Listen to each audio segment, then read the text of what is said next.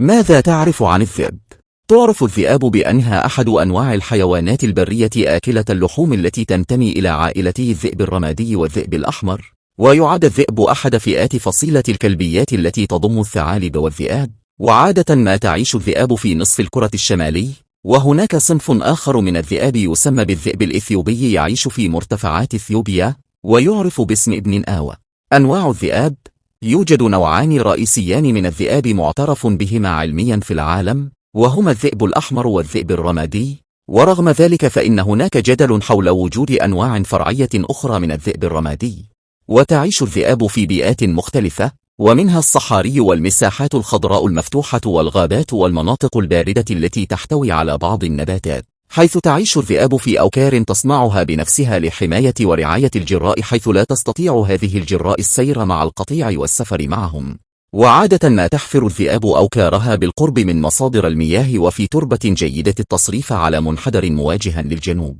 وتحفر الذئاب أوكارها تحت الصخور، أو على ضفاف الأنهار، أو في جذوع الأشجار المجوفة، وغيرها من المعالم الطبيعية المحيطة بها. وفي بعض الأحيان تقوم الذئاب بتوسعة أوكار حيوانات أخرى لتعيش فيها، مثل أوكار الثعالب، أو القيوط التي تسمى أيضا بالذئاب السهلية. ويبلغ قطر مدخل وكر الذئاب ما يقارب 45 سنتيمترا، أما ممر الوكر فيكون مستقيما أو متعرجا أو متفرعا، وفي نهايته غرفة يبلغ ارتفاعها 50 سنتيمترا، وعرضها 126 سنتيمترا، وعمقها 1 متر. وعادة لا تضع الذئاب أي شيء داخل أوكارها، أما بقايا طعامها فتنثره حول الوكر، وعادة ما يظهر تناثر بقايا العظام حول الأوكار القديمة. ويمتلك الذئب حوالي 200 مليون خلية شم داخل أنفه، مما يعني أن حاسة الشم لديه أقوى بنحو 100 مرة من حاسة الشم لدى الإنسان. وتتميز الذئاب بحاسة بصر قوية، فعلى سبيل المثال تستطيع الذئاب شم ورؤية فرائسها من على بعد ميل واحد. يحتوي فم الذئاب على 42 سنا من بينها 4 أنياب، وتستخدم الذئاب أسنانها لالتقاط فريستها وقتلها، ثم تستخدمها لأكل الفريسة. وتستخدم الأسنان الخلفية للذئاب لسحق العظام واللحوم إلى قطع صغيرة يمكن بلعها، أما الأسنان الأمامية فلشد الجلد وتمزيقه. ويكون لسان الذئب خشن الملمس، ويستخدمه لتنظيف عظام الفرائس من اللحم. وزن الذئب: تختلف أوزان الذئاب باختلاف أنواعها وأماكن عيشها، فعلى سبيل المثال تتراوح أوزان الذئاب التي تعيش في أمريكا الشمالية بين 18 كيلوغراما إلى 79 كيلوغراما تقريبا، أما متوسط وزن الذئاب في العالم فيبلغ نحو 27 إلى 45 كيلوغراما. وتمتلك الذئاب أجساما ذات بنية قوية تمكنها من قتل فريستها مثل الغزلان والأيل. ويغطي جسم الذئاب فراء من طبقتين، الطبقة العليا تتكون من فرو طويل وظيفته المحافظة على جسم الذئب ليبقى جافا، أما الطبقة السفلية فتتكون من فرو قصير يحافظ على دفء الذئب. وتستخدم الذئاب ذيولها كوسيلة للتواصل، حيث يدل موضع الذيل وحالة شعره على حالة محددة، حيث تمتلك الذئاب أصابع أقدام متباعدة تساعدها على المشي على الثلج، أما أرجل الذئاب فهي طويلة ونحيفة لكي تمكنهم من الجري بسرعة واللحاق بفريستها. ماذا يأكل الذئب؟ تعد الذئاب من الحيوانات آكلة اللحوم، وتفضل بشكل رئيسي الثدييات ذات الحوافر الكبيرة مثل الغزلان والأيل وغيرها. ونظرا إلى أن أغلب هذه الفرائس حجمها أكبر من حجم الذئاب، فإن الطريقة الوحيدة التي تمكن الذئاب من الحصول على فرائسها هي العيش والصيد ضمن مجموعات مع الذئاب الأخرى. وتأكل الذئاب أيضا حيوانات أخرى كالأرانب والفئران والطيور والأفاعي والأسماك وغيرها، كما تتغذى الذئاب على بعض الأطعمة الأخرى غير اللحوم كالخضروات وبعض النباتات، ولكن بنسب قليلة، حيث تقع الذئاب على قمة السلسلة الغذائية، أي أنها من الحيوانات المفترسة التي تتغذى على الكائنات الأدنى منها في السلسلة الغذائية، وتلعب دورا رئيسيا في الحفاظ على توازن النظم البيئية والصحية في البيئة التي تعيش فيها. وتعتمد أثناء صيدها على استهداف الفريسة الضعيفة حيث تطاردها حتى الحصول عليها.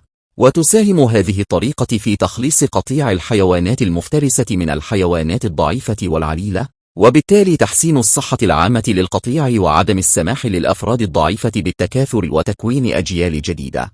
وتعد الذئاب حيوانات اجتماعية تفضل العيش ضمن قطيع من الذئاب، ويتكون القطيع من عائلة ممتدة تكونت عبر عمليات التكاثر، أو قد تكون مجموعة من الذئاب يرأسها ذئب مسيطر على المجموعة يسمى بذئب ألفا ويقودها، وفيها العديد من الذكور والإناث من الذئاب وصغارهم الذين يقل عمرهم عن عام واحد. وعادة ما يقرر الذئب قائد المجموعة مواعيد سفر القطيع ومواعيد الصيد، وعادة ما يكون هذا الذئب أول من يأكل بعد الحصول على الفرائس، ويعتمد تواجد قطيع الذئاب على أماكن وجود فرائسهم وكثافتها. تزاوج وتكاثر الذئاب: تتزاوج ذكور وإناث ذئاب ألفا دائما ضمن القطيع الواحد، ويتشاركون في قيادة القطيع، وعادة ما ينضم للقطيع ذئب صغير سنويا ناتج عن عملية تزاوج الذئاب، ويزداد تزاوج الذئاب عادة بين شهر شباط وآذار من كل عام، وتبدأ الذئاب بالتكاثر عند وصولهم لمرحلة البلوغ والنضج الجنسي بين عامهم الثاني والثالث،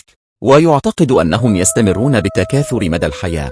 وتترك الذئاب البالغة القطيع بمجرد بلوغها وتبدأ في البحث عن مجموعات أخرى في مناطق جديدة للانضمام لها، وتتجول ذئاب المجموعة الواحدة بشكل مشتت على امتداد مسافة تقدر بين 65 إلى 113 كيلومترا، ويصل انتشارهم أحيانا إلى 160 كيلومترا، ويعتمد ذلك على جنس الذئب وموطنه ووجود مجموعات أخرى من الذئاب. ولادة صغار الذئاب: يستمر حمل أنثى الذئاب 63 يوما، وتلدهم داخل وكر تحت الأرض بمعدل 4 إلى 6 ذئاب صغار في الحمل الواحد، ويكون صغير الذئب عند مولده أعمى، ويحتاج خلال أسابيعه الثلاثة الأولى إلى الرضاعة من أمه كل 6 ساعات، كما أنه بحاجة إلى المساعدة في تنظيم درجة حرارة جسمه وتوفير الدفء له، ولهذا تبقى أمه بجانبه هو وإخوته داخل الوكر، وتتغذى في هذه الفترة على الطعام الذي يجلبه بقية أفراد القطيع إلى وكرها. ويفطم صغار الذئاب بعد مرور 8 أسابيع من ولادتهم، حيث يستطيعون في هذا السن تناول الطعام شبه الصلب الذي تجهزه لهم أمهم عن طريق مضغه جزئيا، وعندما يصبحون قادرين على تناول الطعام الصلبي ينقل الذئاب الصغار إلى موقع آخر يمكنهم من الالتقاء بباقي أفراد القطيع، ويبدأون بتعلم السلوك الصحيح للعيش ضمن القطيع. متوسط أعمار الذئاب: تتأثر معدلات عمر الذئاب بالأمراض وسوء التغذية وتعرضهم للافتراس صغارا والنزاعات بين مجموعات الذئاب المختلفة، بالإضافة إلى خطر القتل غير القانوني من البشر. بالتالي كل ذلك لا يسمح إلا لأعداد قليلة فقط من الذئاب بالعيش لأكثر من 5 سنوات في البرية، لكن ضمن الظروف المثالية فإن معدل أعمار الذئاب يصل إلى 15 سنة، حيث تعد تعابير وجوه الذئاب من أكثر طرق التواصل الجسدي وضوحا وسهولة في القراءة.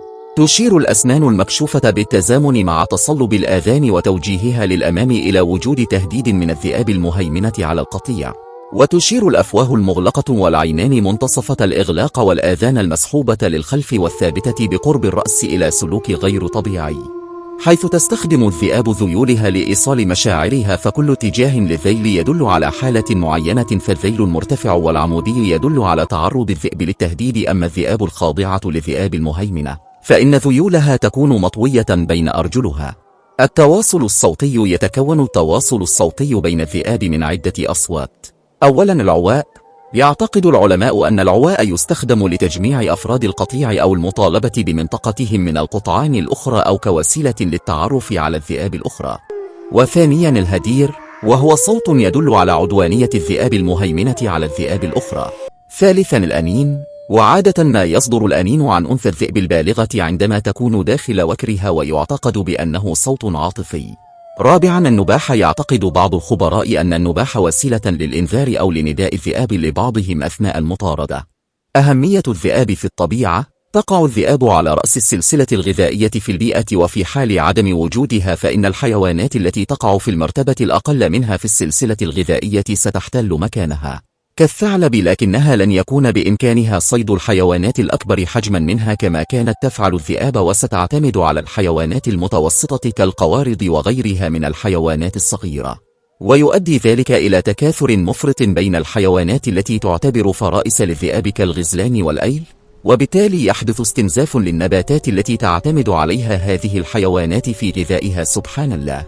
ومع انخفاض أعداد جثث هذه الحيوانات التي تتناولها الذئاب، فإن الطيور الجارحة كالنسر والغراب التي تتغذى على بقايا الجثث لن تجد طعاما لها وستبحث عن مصادر أخرى للطعام.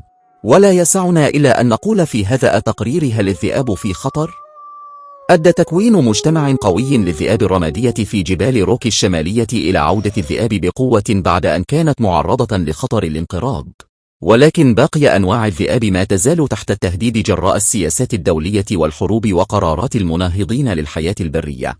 عزيزي المشاهد، هل تعلم ما هي علاقة الذئاب بالبشر؟ يعتقد المختصون أن الذئاب تعد من أكثر الحيوانات خجلاً في البرية الشمالية، كما أنهم يخافون من البشر ويبتعدون عنهم حتى لو حاول أحد البشر الاقتراب منهم. وفي عام 1990 انتقل قطيع كبير من الذئاب إلى أحد مناطق ألاسكا التي يقطنها ما يزيد عن 250,000 شخص، ولم تسجل أي حادثة اعتداء من الذئاب على أي من السكان.